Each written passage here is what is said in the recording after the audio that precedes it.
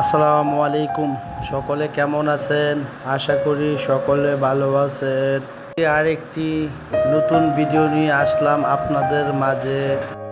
আপনারা এখন দেখতেছেন MIG 3G পজিশনে ওয়েল্ডিং। এই এক লেয়ারের ওয়েল্ডিংটা মূলত কোরিয়ানরা পছন্দ করে, বাট কোরিয়ানদের জন্য। আমাদের এই স্টুডেন্ট কোরিয়ার পরীক্ষার জন্য কাজ শিখতেছে। এ ওয়েল্ডিং প্রথমত রুট হট ফিল আপ মারার পর ক্যাপিং মারতে হয় এক লেয়ারে।